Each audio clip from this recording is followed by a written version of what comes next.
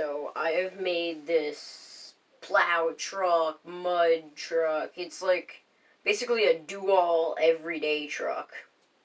So I put a plow on the front of it, which it's got another attachment.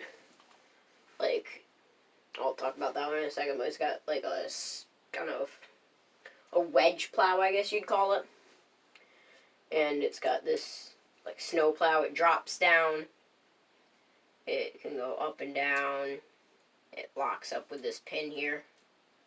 So it's swivel. It can kind of like be swivel like this if you set it up correctly.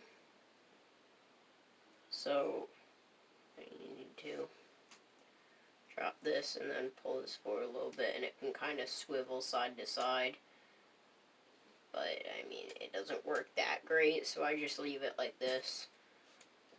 And that can just quickly be attached and detached like this. Just pops off, and it's just a simple plow mechanism. Just set that off to the side. So, this is the truck. It's got dual diesel. It's a diesel truck, so it's got dual stacks sticking out of the back.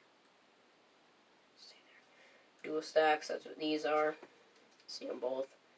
It's got a motor. Has normal rear suspension. Front suspension. I don't know if I've shown this suspension yet. I made a type of independent leaf spring. Not independent, but it's a straight axle, but it's leaf spring suspension. So it works just like a normal leaf spring would, with the back hinge here and the actual bendable spring there. I don't know if you can actually see that. The spring there, bending like this. And it works just like the real leaf spring, both sides. And it's in a way independent because you can have one side down and the other not. Just broke his back axle. So yeah, it's got, on this side you can see the snorkel coming up.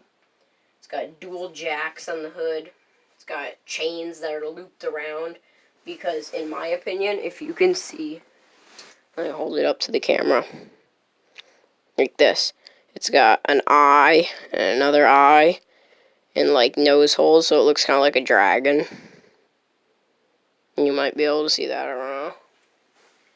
So yeah, I got that. The chains are down the sides. It's got the hood scoop, bird catcher intake on it.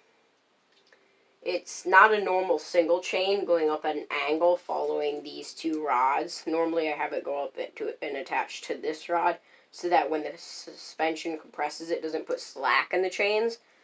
But since I didn't, I made it a dual chain suspension, and I put the dual chains going straight up to the motor. It isn't the best, like, suspension-wise. It's pretty sloppy. The chains, I've made it double chain also because if he gets a lot of friction on his wheels or his back axle, it won't spin with one chain. It'll just skip over the teeth on the gear here. The single chain would.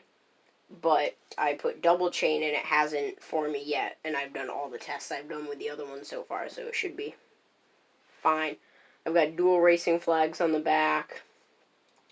Dual antenna in the front. Dual jacks. I think I already said that.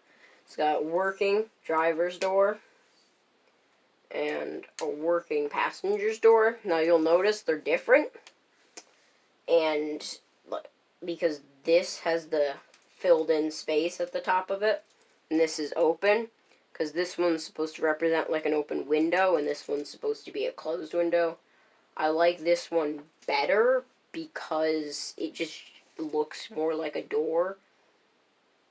So yeah, that's pretty much it. Oh yeah, it's also got a tailgate back here that the flags are kind of interfering with. But it drops down this far, and then if the flags weren't there, it would drop down all the way, like a normal tailgate would, and then just locks back up here, where it should be, like closed. It's got a filled-in roof, so I don't have the roof open with two holes there, but I haven't filled in any of the flooring or anything. So I also have this, the hood that opens like this with the V10 under the hood. It's all open, so the whole cab can be reached through pretty much. Which I don't really like that. I kind of wish that Knex made a piece that would go on as like a windshield, but they don't. That's why I just leave that blank, like open like that.